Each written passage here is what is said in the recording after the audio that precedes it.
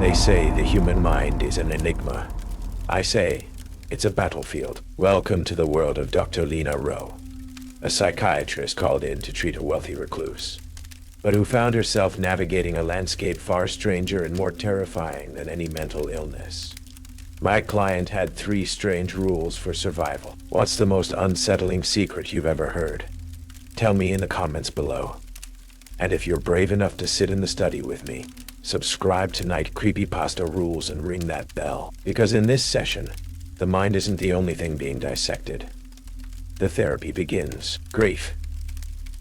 I've learned it in my years dissecting the fractured landscapes of the human mind as a peculiar way of leading you down hallways you never intended to walk, towards doors you'd sworn were permanently locked. After my husband, Eric, was pronounced dead under circumstances the esteemed physicians at Boston General still vaguely termed anomalous systemic failure, my own carefully constructed world had developed a series of hairline, invisible cracks. I retreated from the sterile, often hollow certainties of hospital psychiatry, from the hushed condolences and the lingering, unanswered questions, into the more insulated, if sometimes ethically murkier, world of private practice. It was in this self-imposed exile that the referral from Mr. Alistair Graves found me, delivered not by a colleague, but by a discreet, embossed card left with my answering service. The retainer offered was substantial enough to erase the mountain of medical debt Eric's anomalous passing had left behind. And then some. The conditions were specific, absolute confidentiality, in-home sessions only, at his Beacon Hill townhouse, and 3, rather, particular stipulations. The first was delivered by his personal assistant, a young woman named Sylvia Huxley, whose quiet efficiency was offset by an unsettling fondness for silver raven skull earrings that glinted in the dim gaslight-style sconces of Mr. Graves' opulent reception room. "Dr. Rowe," she'd said, her voice a soft, cultured murmur, her smile polite but failing to reach her cool, observant eyes. "Mr. Graves has a sensitivity. It is therefore imperative, for the efficacy of your sessions, that you always wear iron jewelry. A simple chain, a bracelet, perhaps a ring. Anything of pure, unadulterated iron will suffice." He finds it grounding. The townhouse itself was a monument to old money, and an unnerving tomb-like silence. Every surface, from the polished mahogany wainscoting to the antique grandfather clock in the hall that had, I noted with a prickle of unease, stopped at precisely 3-0, gleamed under the amber glow of the faux gaslight fixtures. The air was thick, heavy with the scent of beeswax, decaying paper, and something else, something I couldn't quite place. A faint metallic coldness, like a freshly drawn blade or the air before a lightning strike. My first session with Mr. Alistair Graves was an exercise in professional composure, battling primal unease.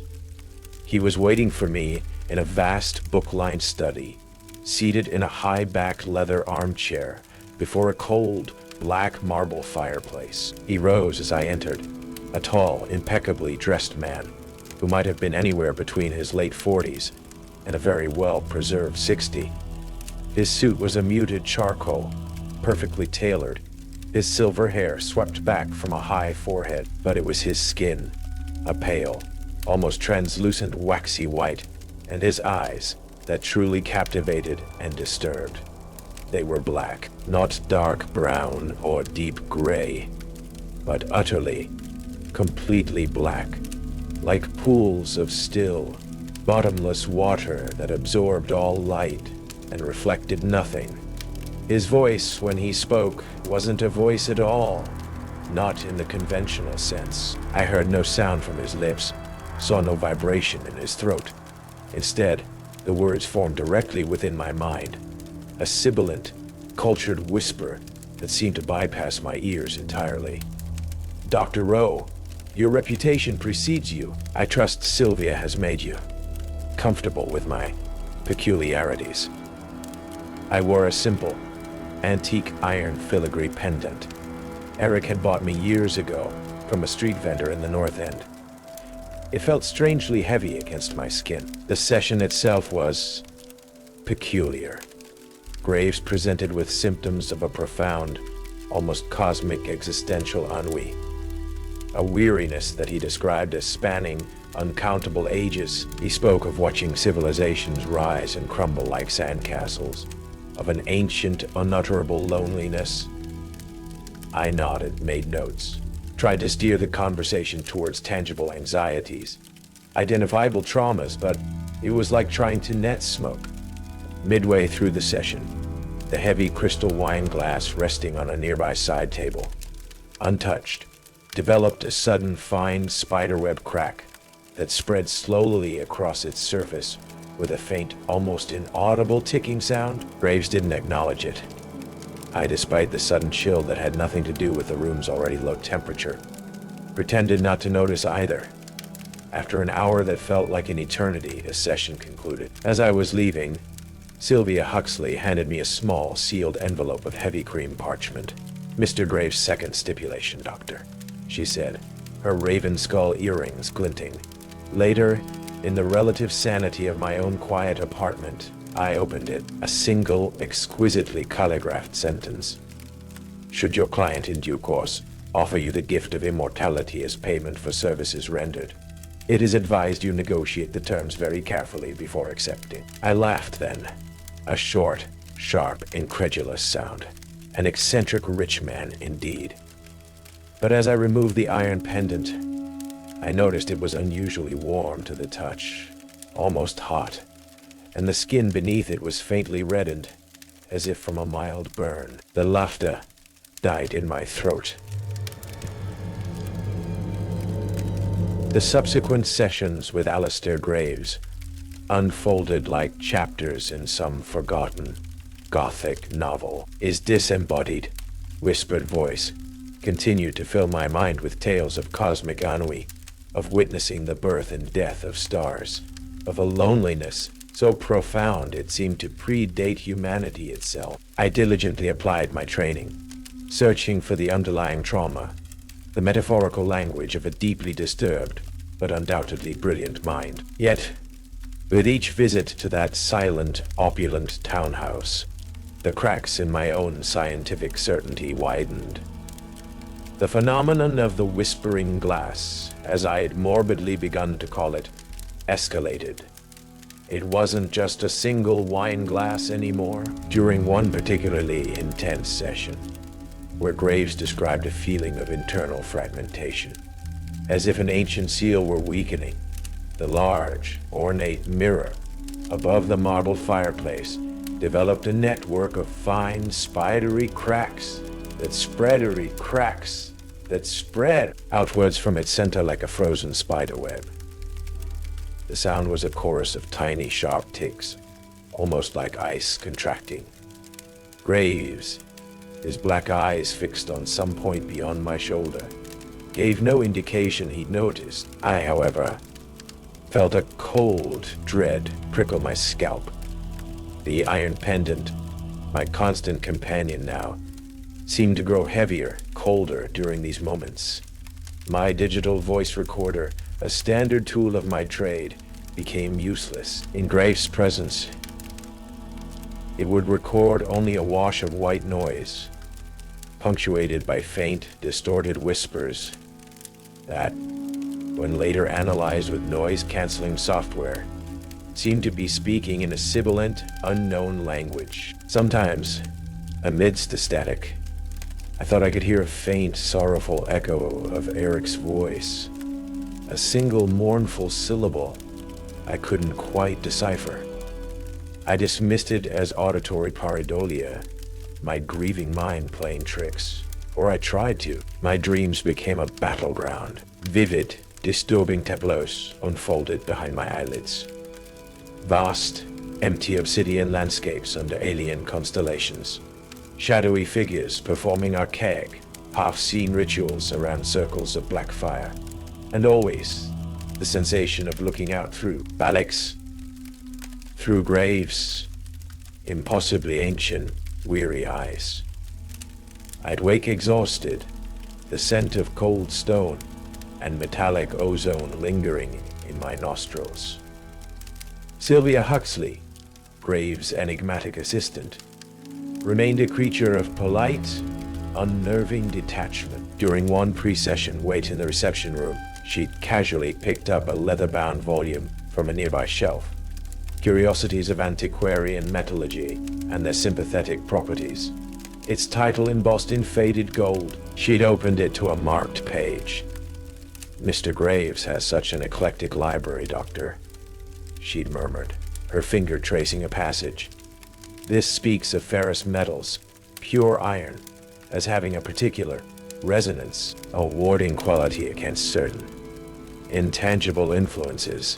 Fascinating, isn't it?" Later that week, she'd commented, with that same bland politeness, that it was odd how Mr. Graves never seemed to cast a reflection in the highly polished antique silver tea service she meticulously maintained. It was after the fourth session that Agent Corin Blake made his first tentative contact. He was plain clothes, his suit slightly rumpled, his eyes holding the weary cynicism of a man who'd seen too much of the world's uglier side. He didn't mention the FBI, just introduced himself as independent consultant, looking into certain anomalous patterns regarding high-net-worth individuals seeking highly confidential, unorthodox therapeutic services. "Have you, Dr. Rowe?" he'd asked, his gaze steady, recently taken on any new clients matching that description? Perhaps someone reclusive, eccentric, who insists on in-home sessions and has unusual requirements. I was, by nature and training, wary. I gave him a polite, professional deflection.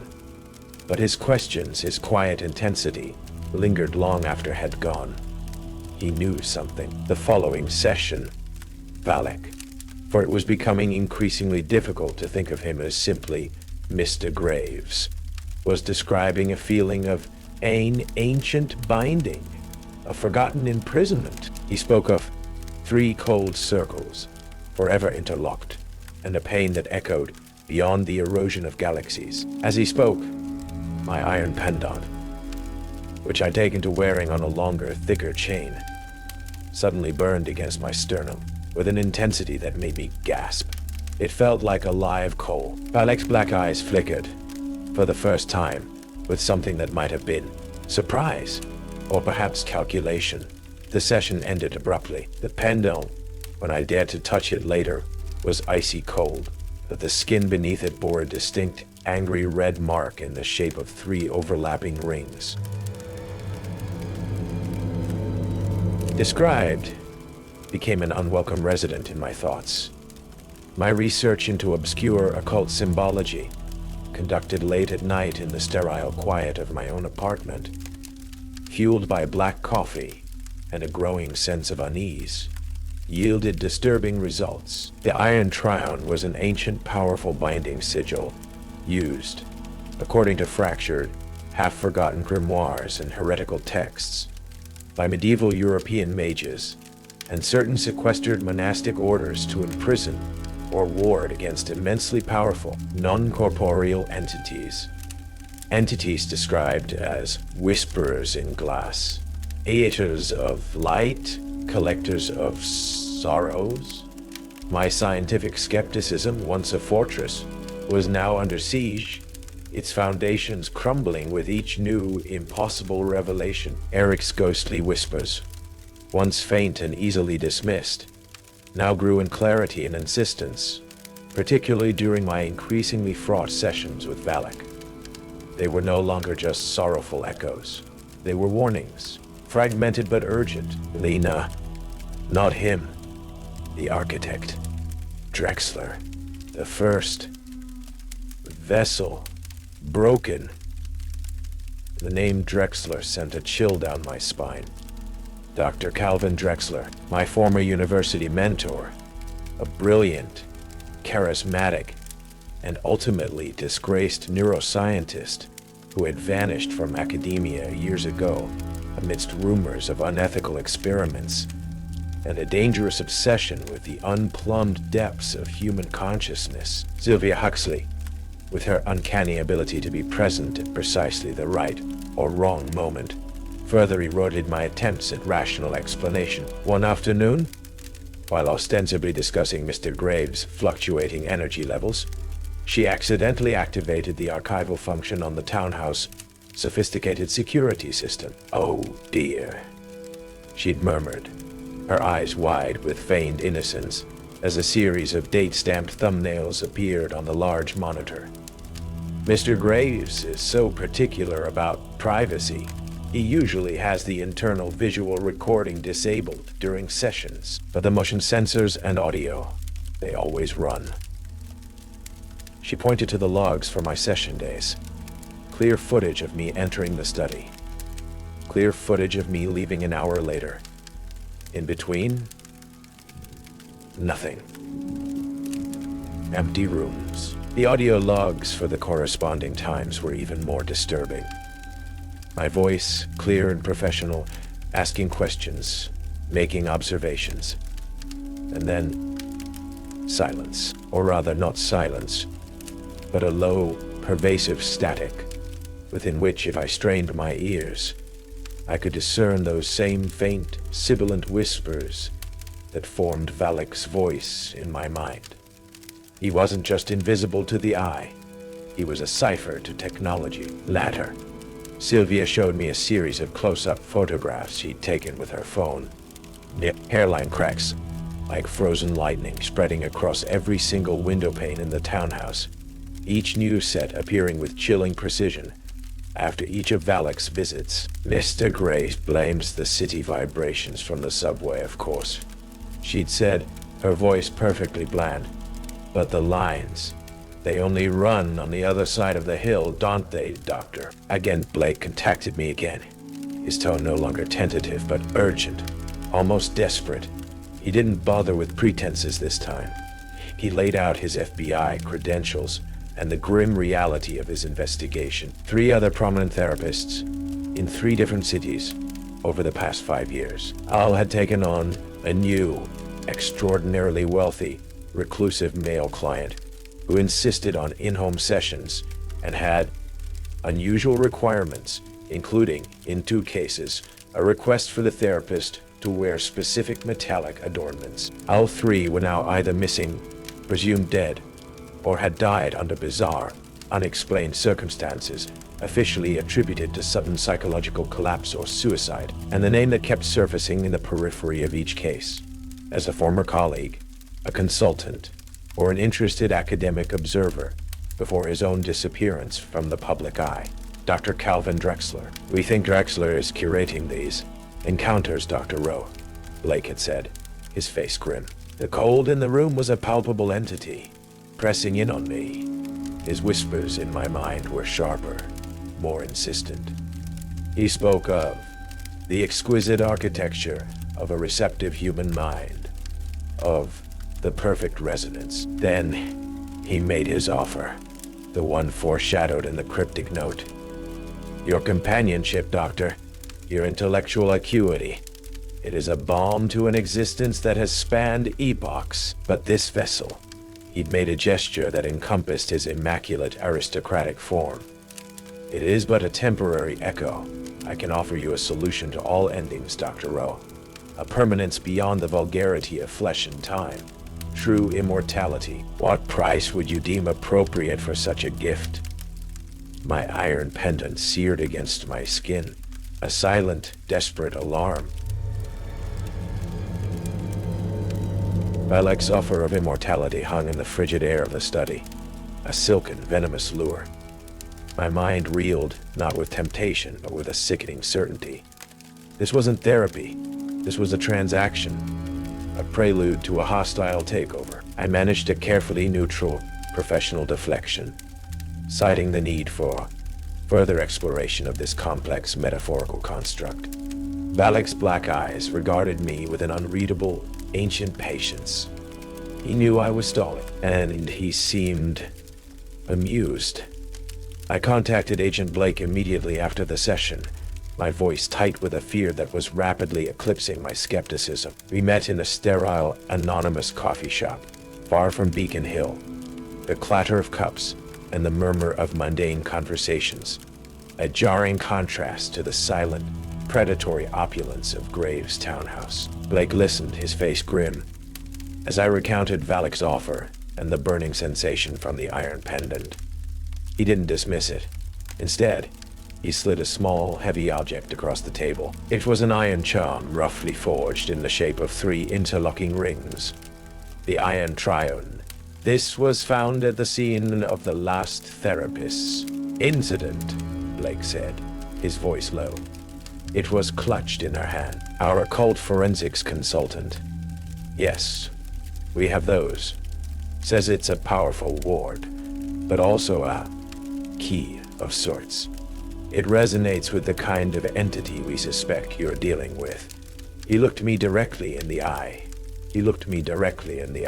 Drexler's last known research before he went off-grid was into something he called symbiotic consciousness, transference, and the exploitation of archaic neural pathways to achieve a state beyond physical death. He believed certain ancient non-corporeal intelligences held the key.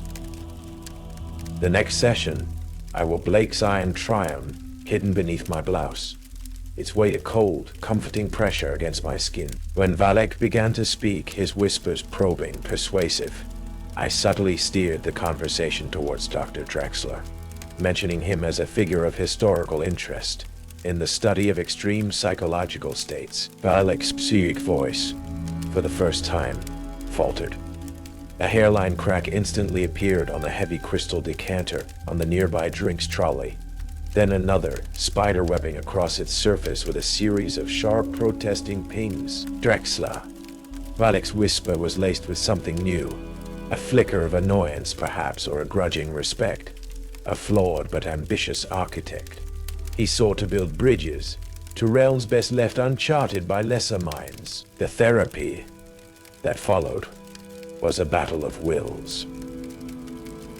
Valek attempted to guide me through what he termed a journey into shared ancestral memory, a supposed regression into my own past lives, but I felt the insidious pressure, the attempt to overlay his experiences, his aeons of cold, predatory consciousness, onto my own.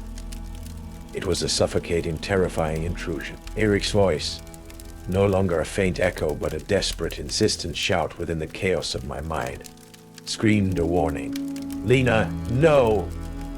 It's not your past, it's his. The Chamber of Echoes. He's building the bridge. Don't let him complete it. That night, a plain, unmarked courier envelope was delivered to my apartment. Inside, no note, just a slim, leather-bound journal. Drexler's. Sylvia Huxley's handiwork, I had no doubt. She was terrified, trapped, but fighting back in the only way she could. The journal's contents were a descent into megalomaniacal genius and occult obsession. Drexler's notes detailed his discovery of Valek, or rather, his deliberate reawakening of the entity from its ancient, iron-bound slumber. His theories on Lena's perfectly symmetrical brain patterning, a rare neurological trait had identified in her during her student years, making her, in his twisted view, the ideal focusing lens for Valek's vast consciousness, a conduit through which Drexler himself planned to achieve his own parasitic, post-human apotheosis. And then, the horrifying confirmation of Eric's fate. Subject, E.R. Rowe, Eric. Initial conduit test, neurological architecture, incompatible, insufficient symmetry. Result, catastrophic psychic schism, systemic biological failure. Lesson learned, willpower is a factor, but structural psychic geometry is paramount. My husband hadn't just died. He'd been murdered, a failed experiment in Drexler's demonic alchemy. And then, tucked into the final pages, circled in red, was the third, unspoken, and most terrifying. The final rule. The entity Valek, once attuned to a suitable host, will seek to achieve resonant inversion by speaking the host's true, given name backwards. This act, if completed while the host's psychic defenses are lowered, e.g., during deep trance or extreme emotional distress, will irrevocably shatter the remaining barriers of self, allowing for full and permanent cognitive overlay. Should this occur, all individual consciousness is forfeit. The host must never allow the name to be fully spoken in this manner. My blood ran colder than Valek's study. I felt a sudden, premonitory dread. My phone rang. It was Sylvia, her voice a strained, panicked whisper. "Dr. Rowe, Mr. Graves. He's requested an unscheduled session. Tonight. He says it's urgent. He says he knows you've been uncooperative." The townhouse was darker than usual, the air thick with an almost visible tension. Valek was waiting, not in the study, but in the grand shadowed foyer. His black eyes burned into me. There was no pretense of therapy now, only a cold, predatory hunger. "Anel Ewar." His voice whispered in my mind, each syllable a shard of psychic ice. The sound of my name, twisted, inverted, a key, turning in a lock deep within my soul. "The time for negotiation is over. The bridge is almost complete. You will be magnificent." The iron try-on charm seared against my skin, a desperate, silent scream. Valek's inverted pronouncement of my name, Anel Ewar, struck with the force of a psychic battering ram. It wasn't just a sound in my head. It was a resonant, unmaking vibration that sought to unravel the very fabric of my identity. The iron try-on charm Blake had given me flared with an intense, almost painful heat against my skin. A desperate, warding pulse against the demonic inversion. Eric's voice, no longer a fragmented whisper, but a clear, roaring torrent of protective fury, surged within the chaos of my mind. "No! Fight him, Lena! Don't let him finish the sequence! Remember the binding. The iron! Shatter the reflection!" The opulent foyer of the townhouse seemed to twist and distort around me. The gaslight fixtures flared with an unnatural, sickly green light, then dimmed, plunging us into a disorienting twilight. The air grew frigid, each breath a painful shard of ice in my lungs. Valek advanced, his form seeming to subtly shimmer, to grow larger, more insubstantial, his black eyes like portals into an infinite, devouring void. "Such resistance, Anel," his voice whispered, a silken caress laced with ancient predatory amusement. "Admirable, but ultimately futile. The template is established. The resonance is inevitable." He was trying to draw me deeper, to pull my consciousness entirely into his own horrifying mental landscape. The chamber of echoes Eric had warned me about. I could feel its tendrils, cold and insidious, probing at the edges of my sanity, promising release from grief, from pain, from the messy, inconvenient limitations of mortality, if only I would yield. Visions not my own, but his. Aeons of cold, indifferent observation. The rise and fall of forgotten empires. The slow, agonizing death of stars. The crushing weight of an existence devoid of warmth, of connection, began to bleed into my own. It was a terrifying, seductive abyss. "You won't have me, Valek," I spat, clutching the iron tryon, its heat a grounding point in the swirling chaos. "You are an echo of a forgotten age, a parasite seeking a host, and you, my dear doctor," he purred, "are a fleeting spark, so desperate to cling to your insignificant flame. I offer you a galaxy. You cling to a candle." Suddenly, a new voice, chillingly familiar, cut through the psychic maelstrom, not in my head but spoken aloud, from the shadows of the grand staircase. "Excellent, Valek. Her resistance is optimal. The psychic friction will only strengthen the final synaptic bridge.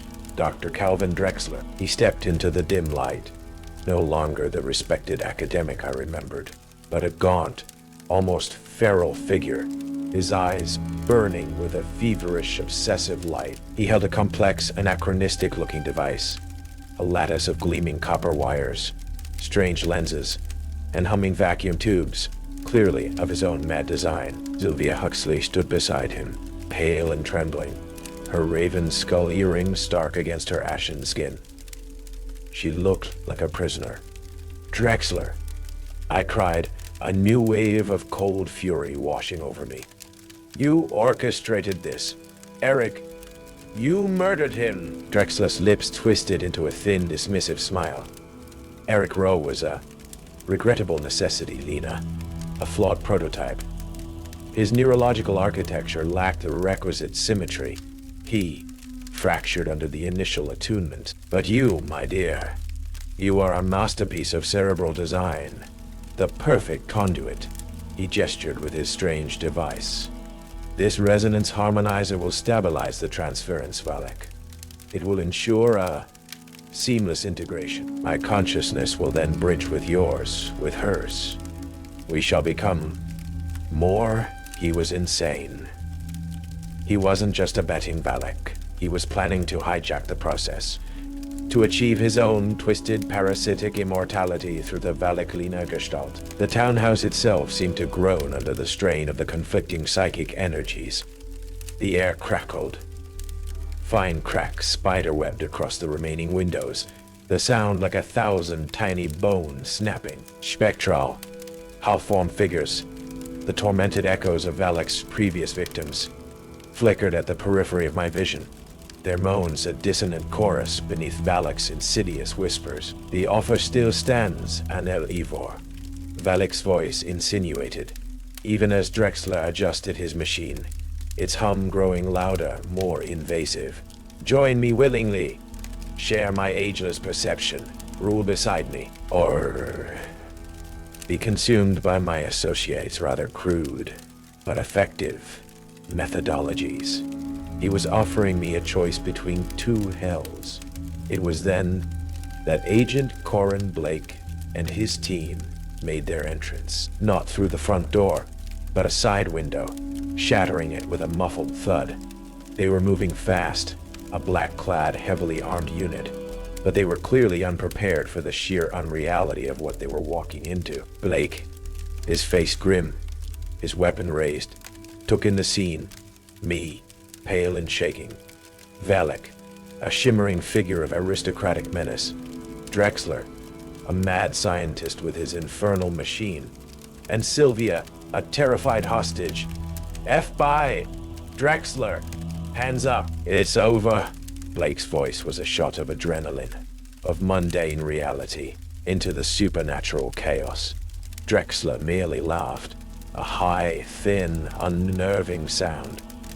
"Over, Agent Blake. It has barely begun." He activated his device. A beam of focused, sickly green light lanced out, not at me, but towards Blake. Blake screamed, dropping his weapon, clutching his head. His eyes went wide with a sudden, unreasoning terror. No. The convoy. The ambush. My men. They're all dead because of me. His PTSD. His deepest trauma, brought to the surface, amplified, weaponized by Drexler's machine, which was clearly designed to manipulate and exploit psychic vulnerabilities. Blake collapsed, writhing, lost in a waking nightmare. His team, disoriented by the sudden psychic assault and the warping reality of the foyer, hesitated, their training useless against this kind of warfare. Valek used the diversion. His form solidified, his black eyes fixed on me with renewed intensity. The final resonance, Anel. Yield, or be unmade. His mental voice was a command, backed by the weight of eons. I was trapped. Drexler's machine hummed, ready to tear my mind apart. Valek's consciousness pressed in, vast and ancient. Blake and his team were incapacitated. But Eric's voice, a desperate, defiant roar, cut through the fear. "The Iron Lena!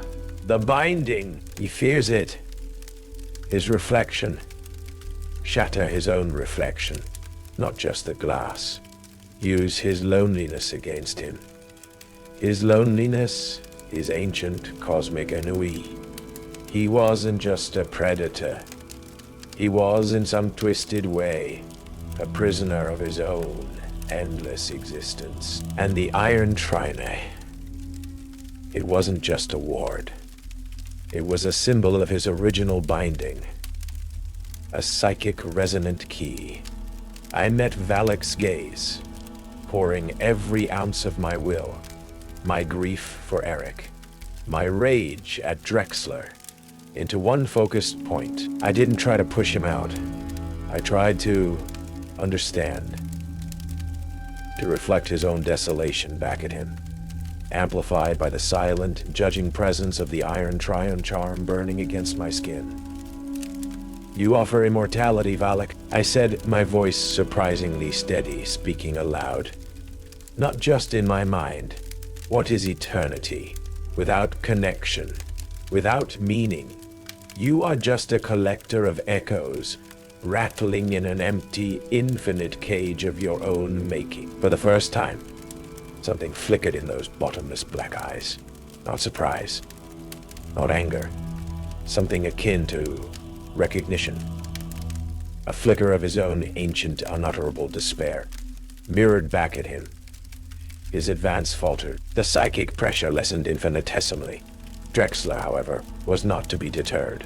Insignificant sentimentality, he shrieked, adjusting his machine, its green beam now swinging towards me.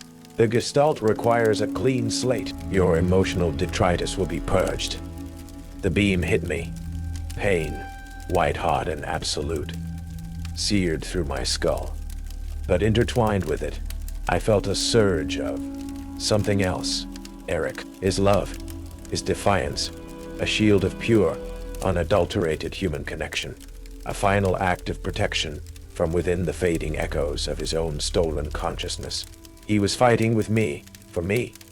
This was the true price of immortality. And I, Lena Rowe, was about to make Valek and Drexler pay it in full.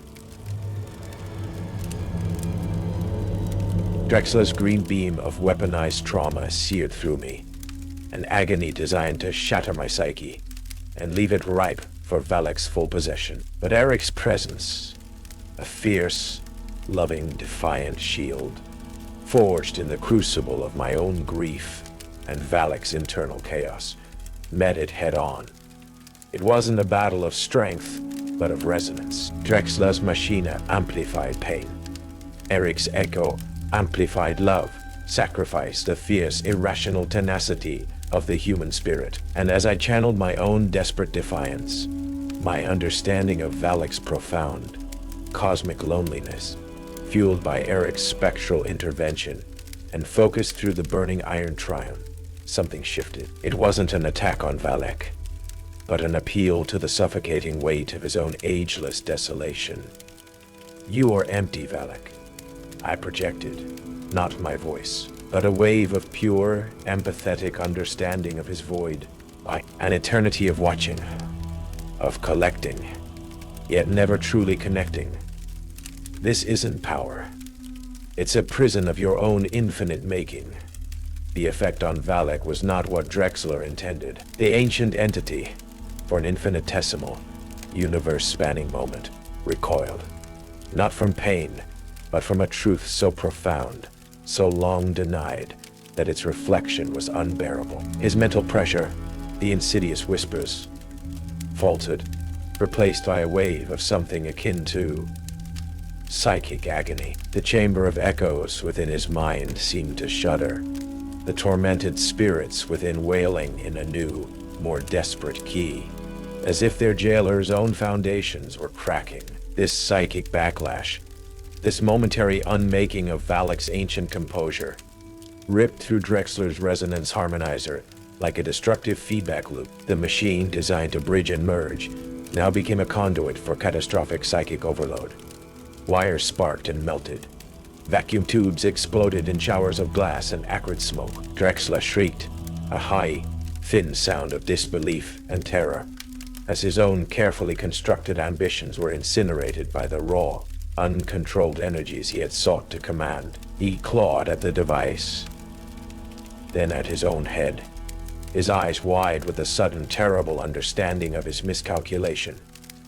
He had sought to ride the storm. Instead, he was being consumed by it. With a final choked gasp, Dr. Calvin Drexler collapsed, smoke coiling from his ruined machine, his body convulsing, then stilling, his eyes staring blankly at the ornate ceiling. A monument to a godhood he would never achieve.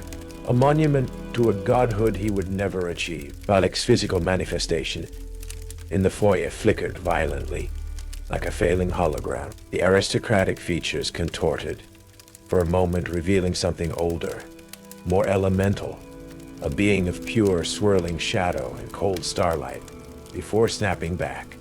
His whispered voice in my mind was no longer suave or persuasive, but a raw, ragged shriek of anguish and rage. The binding? No, not again. The iron. The iron. The townhouse, which had been warping and groaning under his influence. The unnatural cold receded rapidly, like a tide going out. The spectral figures that had flickered at the edges of reality vanished. The cracks in the glass, however, remained, a spiderweb testament to the forces that had been unleashed. Agent Blake, groaning, pushed himself up from the floor, his face pale and sweat-slicked, the worst of Drexler's psychic assault having passed with the machine's destruction. His team, disoriented but recovering, began to secure the scene, their mundane training reasserting itself in the face of the inexplicable. Sylvia Huxley, who had been cowering near the staircase, slowly rose, her eyes fixed on Valek's diminishing form. There was no fear in her gaze now, only a strange, almost pitying sorrow. Valek, or what remained of his physical projection, turned his fading, bottomless black eyes on me. The whispers were weak now, laced with a despair that was no longer a tool of manipulation, but a genuine echo of his shattered state. You have unmade me, child of iron. Eric's presence, his loving, protective warmth, began to fade from my mind. His task done, there was a final faint whisper, not of warning, but of peace. Live, Lena, live. And then he was gone. Truly gone this time, his fragmented consciousness perhaps finding release as Valek's own fractured, with a final sighing whisper that seemed to carry the dust of dead galaxies.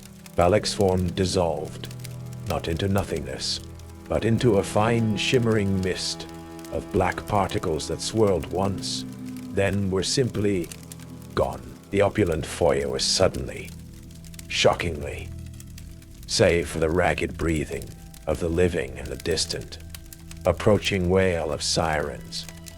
The iron trion charm in my hand was cool now, its fierce heat dissipated. The immediate threat was over, but the knowledge, the understanding of what lay just beyond the veil of mundane reality, that would remain a permanent, chilling alteration to the landscape of my soul. The weeks that followed were a surreal blur of official debriefings, sealed reports, and the quiet, persistent hum of questions that had no earthly answers. Agent Blake, to his credit, handled the FBI's end with a pragmatic, if deeply shaken, professionalism. Dr. Calvin Drexler was officially listed as deceased, victim of a catastrophic equipment malfunction during an unsanctioned private experiment. The Beacon Hill townhouse, now a place of whispered urban legend, was seized by federal authorities, its contents cataloged, its secrets, or most of them, buried under layers of classified documentation. Valek, as Mr. Alistair Graves, simply ceased to exist. A phantom who left behind no fingerprints, no provable records, only a substantial, untraceable sum of money that had appeared in my professional account. The final, silent payment for services rendered. Sylvia Huxley, after providing a carefully edited statement about her employment by the eccentric Mr. Graves and her fortunate absence during Drexler's tragic accident, quietly disappeared. Blake suspected she had connections to a wider, more shadowy network, individuals who dealt in the kind of arcane knowledge Drexler had pursued, but there was no evidence to hold her. I tried to return to my practice, to the familiar contours of grief counseling and trauma therapy, but the world felt different now, thinner. I found myself noticing the subtle play of shadows in a sunlit room. The white glass would sometimes catch the light with an almost predatory gleam, the faint, metallic tang in the air before a storm. My scientific certainty, once the bedrock of my career, had been replaced by a weary, cautious acknowledgement of far older, far stranger realities. The whispers were gone, but the silence they left behind was filled with an unnerving, watchful potential. Agent Blake visited me once, a few months later, not officially, but as someone who understood. He looked older, the lines around his eyes deeper. He'd been through his own internal debriefing, his own forced confrontation with the edges of sanity. They'll never officially acknowledge what happened in that house, Rowe, he'd said, nursing a cup of coffee in my quiet, deliberately mundane office. Too many questions, not enough comfortable answers. But we know. He'd placed a small, intricately worked iron triune pendant on my desk. Ah, colleague, in a very specialized department, thought you might appreciate this. Consider it professional insurance. I picked it up. It felt cool, solid, a tangible reminder of an impossible truth. Life, as it tends to do, found a new, quieter rhythm. The raw ache of Eric's loss had been transmuted, not erased, but integrated into a larger, more complex tapestry of understanding. He had saved me, in his own way, from beyond a veil I now knew was terrifyingly, breathtakingly thin. One crisp autumn morning, a year after the last session with Valek, a sleek, black limousine, the kind that speaks of old money and discreet power, pulled up outside my modest brownstone office. A woman I didn't recognize, impeccably dressed, with eyes that held a familiar, unnerving calmness, and wearing a pair of delicate silver Ravenskull earrings, stepped out. She introduced herself as the personal assistant to a new, highly confidential client who was seeking specialized therapeutic consultation. A client, she explained with a polite, knowing smile, who preferred in-home sessions, valued absolute discretion, and had only 3 very simple, very particular preferences regarding the conduct of their sessions. The first, she explained, her smile never wavering, was that I should always feel comfortable, and perhaps, for my own grounding, consider wearing a piece of simple, unadorned iron jewelry. My hand instinctively went to the iron triune pendant Blake had given me, hidden beneath my blouse. The cycle, it seemed, was not always broken. Sometimes it merely recalibrated. Sometimes it merely, and the universe, I was beginning to understand, always sent an invoice for services rendered, payable in ways one could never truly anticipate. The unseen world had my number, and it was, apparently, still calling.